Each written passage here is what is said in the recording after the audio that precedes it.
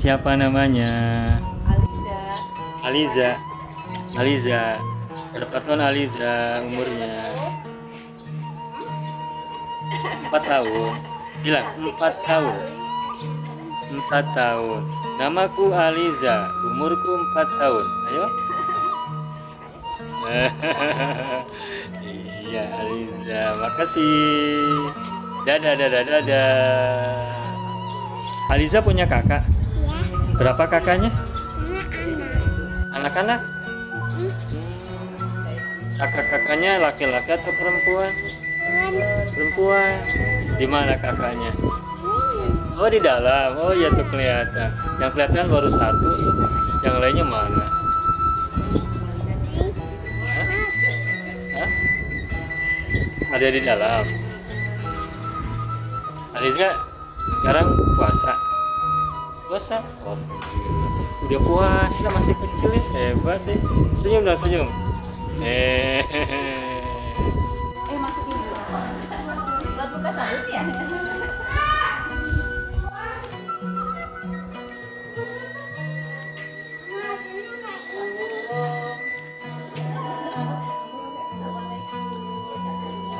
Assalamualaikum. Waalaikumsalam. Kaifa halukunna?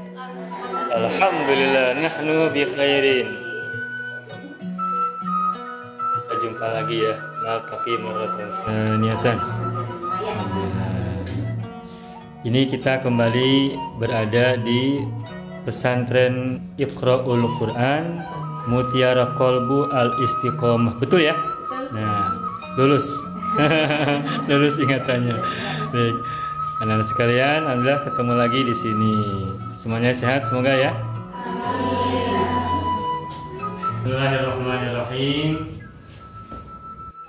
Yang saya hormati Ibu Pengasuh Pesantren Yatim Iqra'ul Quran Mutiara Kolbu Mama Bila. Juga yang saya hormati pengajar di pesantren ini. Kalau tidak salah namanya itu Teh Sarah dan Teh Nita. Oh Nita. Salah satu huruf. Iya. Teh Sarah betul ya? Iya. Teh Sarah pengajar kitab, Teh Nita pengajar tauhid betul. Teh Sarah, Teh Nita. Dan anak-anak sekalian yang tidak bisa disebutkan satu persatu, jadi pojok sana, saya pojok situ, dari depan sampai depan sana. Ada Aliza juga belum disapa. Aliza. Juga ada Aliza yang imut, cantik, lucu ya. Assalamualaikum warahmatullahi wabarakatuh. Waalaikumsalam warahmatullahi wabarakatuh. Alhamdulillah rabbil alamin. Iyyahu na'budu wa iyyahu nasta'in. Ala umuri dunya waddin. Wassalatu wassalamu ala khairil wara fil barri wal bahri ajma'in. Allahumma shalli ala sayyidina Muhammad wa ala ali sayyidina Muhammad fil alamin innaka Hamidum Majid. Amma ba'du. Qala Allah Ta'ala fil Qur'anil Karim, a'udzu billahi minasyaitonir rajim. Inna anzalnahu Qur'anan Arabiyyan la'allakum ta'qilun. Shadaqallahul azim. Anak sekalian saya hormati yang saya cintai, alhamdulillah kita bisa kembali berjumpa lagi di tempat ini di pesantren yatim yang kalian berada di dalamnya, yaitu pesantren yatim Iqra'ul Quran Mutiara Kolbu. Hari ini hari apa? Hari Kamis, tanggal berapa Maret? Tanggal 21 Maret tahun 2024. Bertepatan dengan bulan Ramadan tanggal berapa?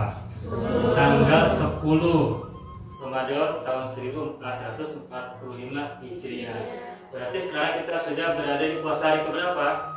Hari ke-10. Tidak terasa sudah sepertiga kita menjalankan ibadah puasa. Ternyata puasa itu buat kita tidak memberatkan, betul tidak? Di sini ada yang merasa berat puasa? Sudah berapa tahun pengalaman puasa? Ada yang pengalaman puasanya baru 1 kali kemarin? Ada yang sudah 5 kali? Lebih. Ada yang sudah 10 kali puasa Ramadan? Ada ya? Berarti usianya ada yang sudah berapa tahun? 15 tahun sudah banyak ya? Yang 17 tahun ada nggak usia di sini? Ada. 20 tahun? Ada. Ada juga. Yang 30 tahun? Tidak ada. Ya tentu saja karena sudah di atas 20 tahun juga ada. Berarti kita ini rata-rata sudah punya pengalaman puasa itu sudah berkali-kali. Karena itu maka buat kita puasa bukan sesuatu yang memberatkan. Karena puasa bukan sesuatu yang memberatkan, maka bagi kita puasa itu bisa melakukan banyak hal.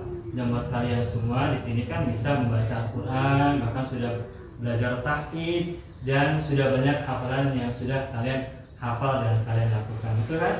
Nah, ini tentu saja buat kita adalah kesyukuran dan kenikmatan yang tidak semua anak usia kalian bisa menghafal Al-Quran dan berinteraksi dengan Al-Quran sebaik dan sebanyak yang kalian lakukan. Maka atas kesempatan yang diberikan kepada kalian di sini dengan bisa menghafal Al-Quran, berinteraksi dengan Al-Quran lebih banyak daripada yang lain-lain seusia kalian, maka ini semuanya harus kita syukuri dengan sepenuh hati, dengan sebaik-baiknya. Ini nikmat yang boleh jadi eksklusif untuk usia-usia kalian seperti sekarang ini. Makanya kita bersyukur kepada Allah Subhanahu wa Ta'ala. Sudah 10 hari ini ada yang batal puasa tidak? Ada. Tapi batalnya bukan karena apa-apa kan, tapi karena mungkin ada yang sedang kedatangan bulan, mungkin ada benang merah dan sebagainya. Tetapi yakin tentu saja meskipun mungkin setiap tahun dalam puasa Ramadan ada batalnya, puasa Ramadan kemarin yang mungkin ada yang harus kita qadha, yang ada semuanya qadha, insya Allah sudah dibayar lunas kemarin ya.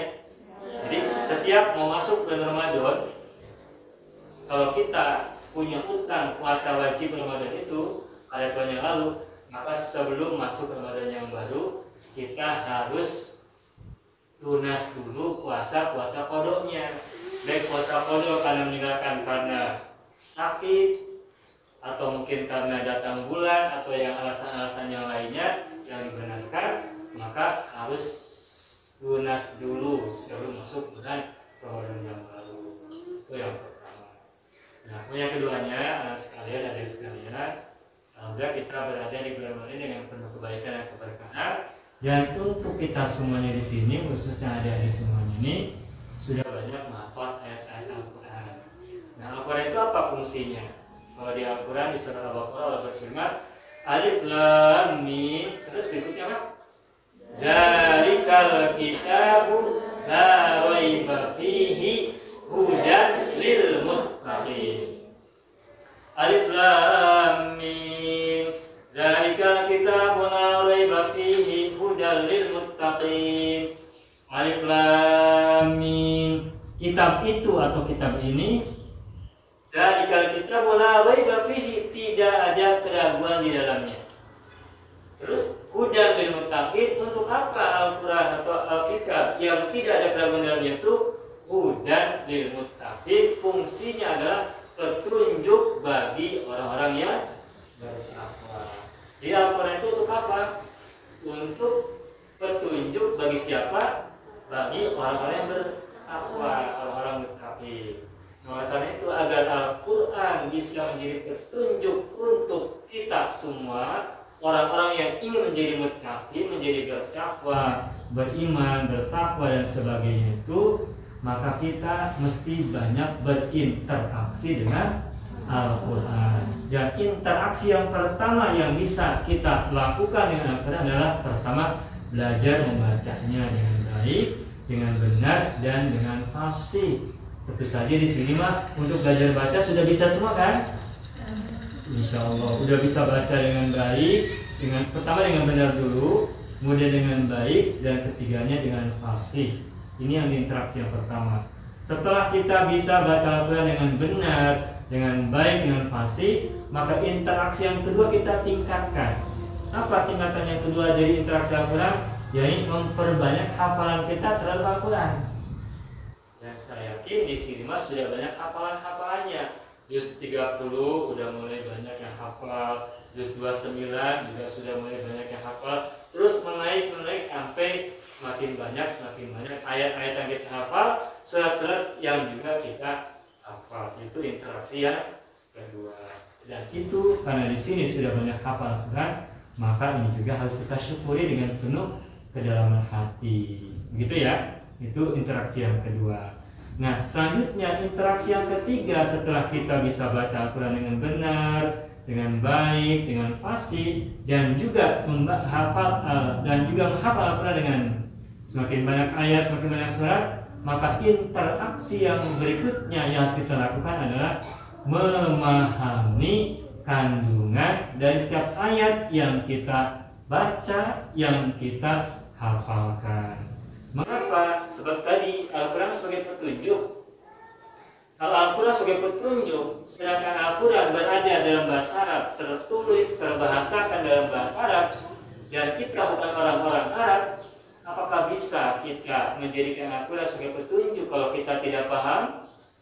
Tidak bisa. Oleh karena itu, agar Al-Quran bisa menjadi petunjuk untuk kita, menjadi sinar, menjadi cahaya untuk kita, menjadi panduan kita dan kehidupan kita, maka ayat-ayat Al-Quran yang kita baca, ayat-ayat Al-Quran yang kita paham, yang kita hafalkan, harus kita pahami.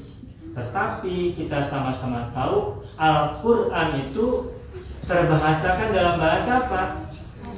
Bahasa Sunda atau bahasa Indonesia? Bahasa Sukabumi Jampang atau bahasa Sukabumi Kaler atau bahasa Bandung? Bukan. Al-Quran diturunkan dalam bahasa Arab, seperti yang disebutkan dalam surat Yusuf ayat yang kedua, Inna anzalnahu Qur'anan Arabiyyan la'allakum ta'qilun. Allah berfirman dalam surat Yusuf, sesungguhnya kami turunkan Al-Quran Qur'anan Arabiyyan, Al-Quran yang berbahasa Arab.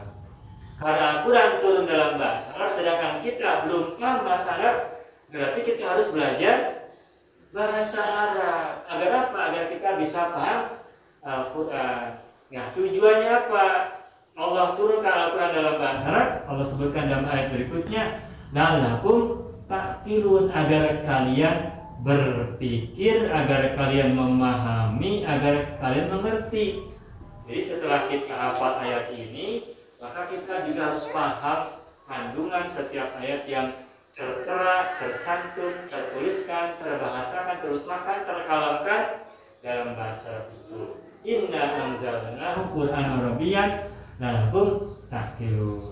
Nah, tentu saja proses memahami ayat-ayat Al-Quran butuh waktu, butuh proses, butuh tahapan.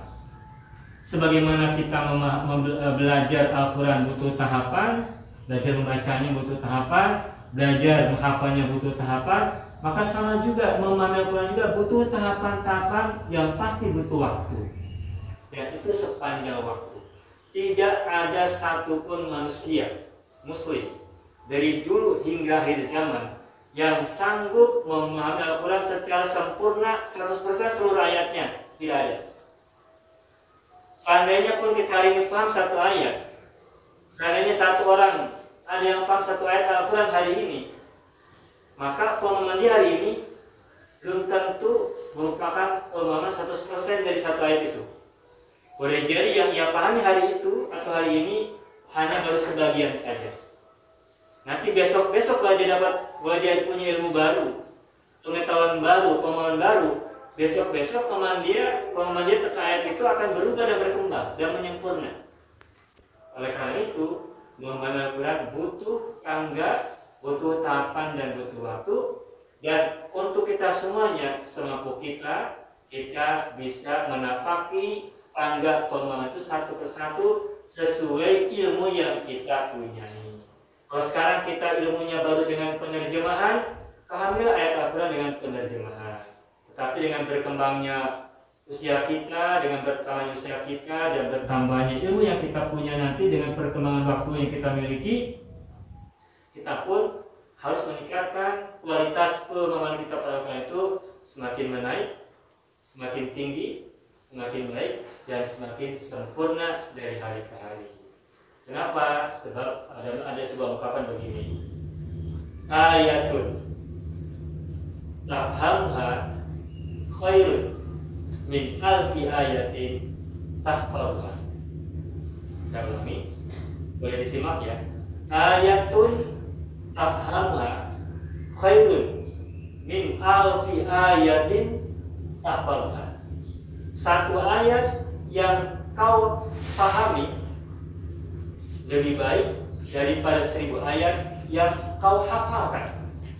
Jadi walaupun kita hafal banyak ayat Al-Quran itu sudah prestasi yang sangat baik, tetapi untuk meningkatkan kualitas kita interaksi dengan Al-Quran, maka hafalan kita harus ditingkatkan menjadi pemahaman. Dan satu ayat yang kita pahami lebih baik daripada 1000 ayat yang kita hafalkan. Agar apa? Agar kita bisa menjadikan Al-Quran itu sebagai petunjuk. Nah, tetapi paham saja belum cukup. Ada tingkatan berikutnya yang lebih tinggi, yakni ayatun ta'malu biha khair min alfi ayatin fahlamha. Dan satu ayat yang kau amalkan lebih baik daripada 1000 ayat yang kau pahami. Jadi meskipun kita paham ayat Al-Quran dari awal sampai akhir dengan terjemahan ataupun dengan bahasa Arabnya, tetapi kalau ayat-ayat Al-Quran yang kita pahami tadi tidak kita amalkan, maka itu belum sempurna interaksi kita dengan Al-Quran, dan belum baik interaksi kita dengan Al-Quran dengan sebaik-baiknya. Oleh karena itu maka setelah kita baca Al-Quran bisa, kita tingkatkan menjadi hafalan Al-Quran. Kita perbanyak hafalan-hafalan kita. Setelah baca kita bisa, setelah hafal kita bisa, kita tingkatkan menjadi paham, mengerti. Agar ayat yang kita baca, kita mengerti, kita paham. Yang setelah kita paham kandungan Al-Quran semampu yang kita baca, yang semampu yang kita pahami tadi, maka berikutnya adalah kita harus bisa mengamalkannya semampu yang bisa kita lakukan. Bacaan, hafalan, pemahaman, terus pengamalan. Itu ada 4 interaksi begitu ya. Jadi bacaan dulu, kita sudah bisa baca kan? Yang keduanya apa? Hafalan. Sudah bisa hafal kan? Sudah. Kemudian ketiganya apa? Pemahaman. Nah kalau misalkan sekarang belum, nggak apa-apa. Sudah baca, sudah bagus. Hafalan juga sudah bagus, sudah meningkat. Sekarang pelan-pelan, mumpung kita masih ada bulan Ramadan dan dilanjutkan pada bulan-bulan berikutnya, sedikit demi sedikit kita bergerak berinteraksi menuju tingkat yang ketiga, ini tingkat pemahaman. Setelah tingkat yang ketiga nanti kita naikkan kembali tingkatan kita, derajat interaksi kita pada Al-Quran dengan pengamalan sesuai kemampuan kita semampu yang bisa kita lakukan. Nah, tadi ungkapannya barangkali nanti bisa dicatat ya begini. Ayatun tafhamuha khair min alfi ayatin tahfazuha. Satu ayat yang kau pahami lebih baik daripada 1000 ayat yang kau hafalkan. Wa ayatun ta'malu biha khairun min alfi ayatin tafhamha. Dan satu ayat yang kau amalkan lebih baik daripada 1000 ayat yang kau pahami. Jadi ada 4 tangga interaksi dengan Al-Quran. Yang pertama apa? Membaca dengan benar, dengan baik dan fasih. Tingkatan yang kedua apa interaksinya? Menghafalkan. Itu yang kedua. Lalu tingkatan yang ketiga apa? Memahami, merenungi, mengerti. Kemudian yang keempat apa interaksi yang keempat dengan apa itu? Mengamalkan atau pengamalan. Jadi at-tilawatu wal qiraatu, kemudian al-hifdzu wal muhafadzatu, berikutnya adalah al-fahmu wal fiqhu, dan yang keempat adalah al-amalu. Begitu ya.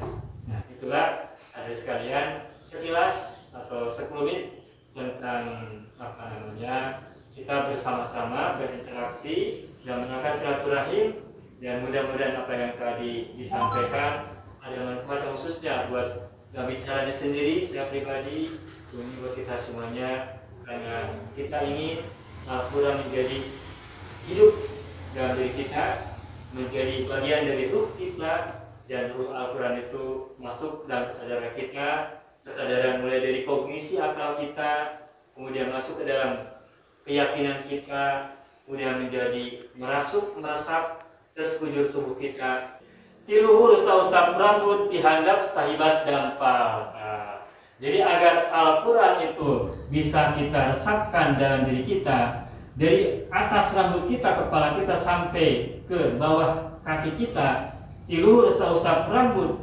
dihandap sahibas dampal, semuanya masuk dalam diri kita, meskipun dengan potensi yang kita miliki, kemampuan yang kita punyai, semampu yang bisa kita wujudkan, tidak apa-apa. Yang jelas kita selalu berusaha memperbaiki, meningkatkan, menyempurnakan baik bacaannya, hafalannya, pemahamannya, dan pengamalannya sesuai dengan ilmu yang kita miliki. Dan yang namanya ilmu itu tidak akan pernah terbatas.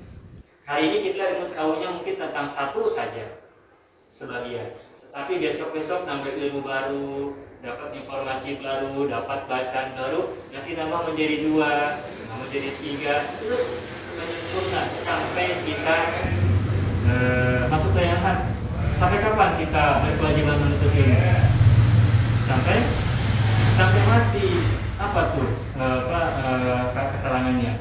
Utlubil ilma minal mahdi ilal lahdi. Tuntutlah ilmu dari buayan sampai ke liang lahat. Selagi kita masih punya kesadaran, masih ingat kiri dan kanan, masih bisa merenung, memahami, maka sampai itulah kita tetap harus belajar. Meskipun belajarnya beda-beda, maksudnya bedanya itu beda caranya. Ketika kita sudah tergolek di atas kasur sedang sakit, apakah kita masih bisa belajar? Kan belum mati, berarti masih punya kewajiban belajar kan ya?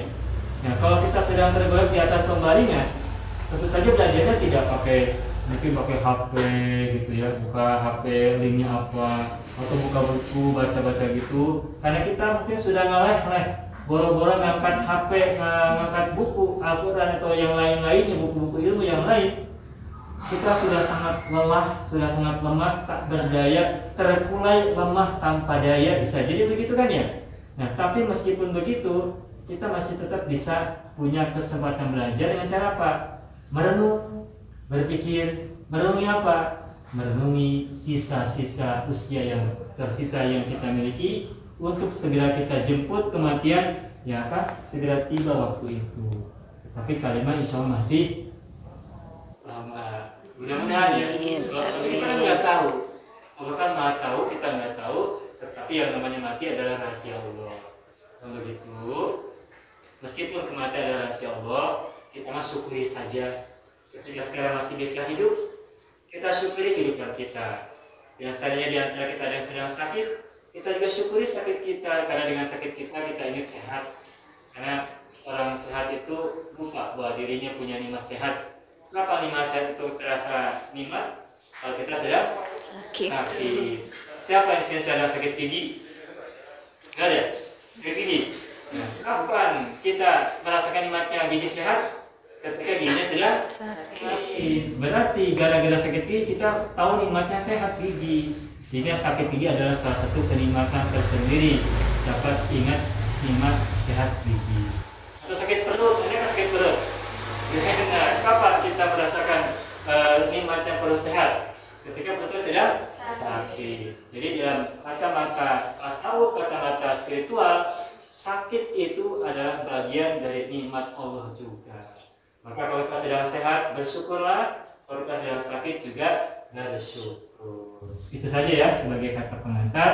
Mudah-mudahan apa yang tadi disampaikan ada manfaatnya untuk kita semuanya, khususnya buat diri saya pribadi, yang buat kita semua yang bisa mengambil pelajaran. Fadzakir in nafa'atil dzikra, gitu ya. Baiklah anak sekalian, adik sekalian, itu yang bisa disampaikan.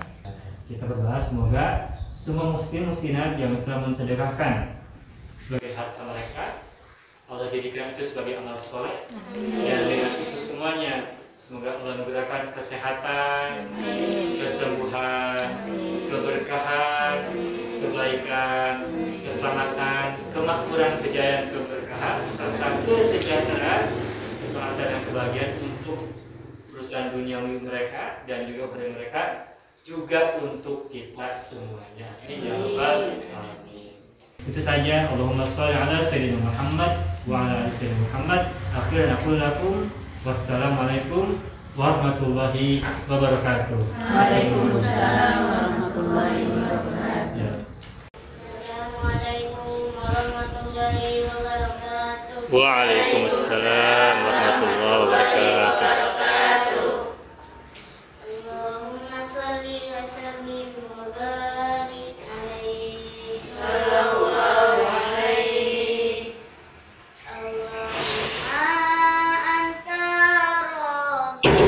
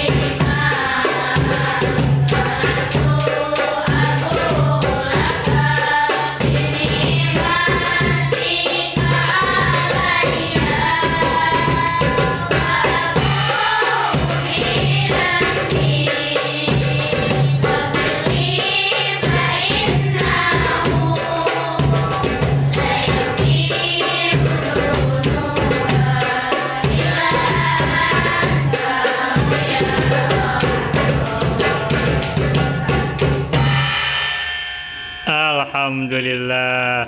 Teman-teman semua, sudah kita dengar bersama, dengarkan dan simak dengan indah nyanyian istighfar. Sekarang kita akan lanjutkan dengan nyanyi lagu yang kedua. Lagu apa sekarang?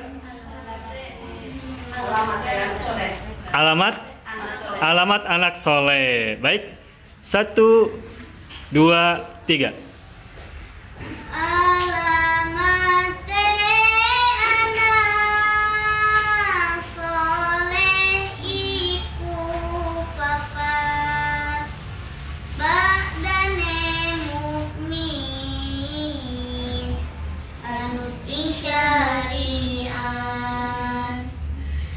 kang dihin lisane alus ngan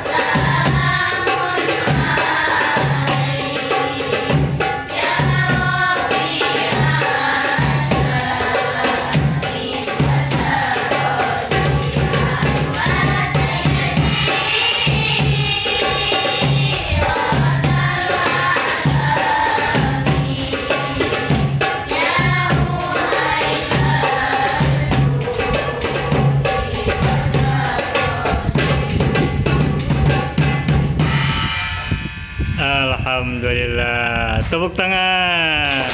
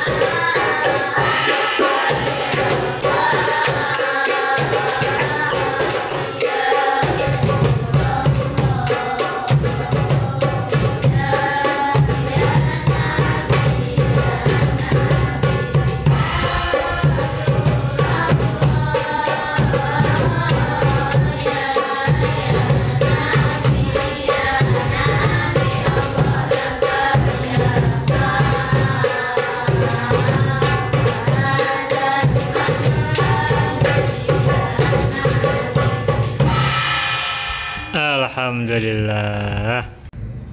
Alhamdulillah. Tadi sudah kita sama-sama nikmati bersama lantunan lagu-lagu yang disampaikan oleh santri pesantren Iqra'ul Quran Mutiara Qalbu Al Istiqomah. Jadi sudah kita dengarkan bersama-sama 4 lagu, luar biasa. Terus tingkatkan, terus kembangkan, karena seni itu bikin hidup semakin indah dan semakin indah. Siap? Terima kasih kami sampaikan atas tadi sholawatan, istighfar, dan juga apa tadi yang terakhir? Sholawat minta syafaat pada Rasulullah ya. Semoga kita semuanya tergolong kaum mukminin umat Rasulullah mendapatkan syafaat dari beliau pada hari kesulitan nanti, pada hari kebangkitan kelak. Amin ya rabbal alamin. Sekali lagi terima kasih dan mohon maaf atas segala kekurangan. Akhirul aqulu lakum wassalamualaikum warahmatullahi wabarakatuh. Waalaikumsalam.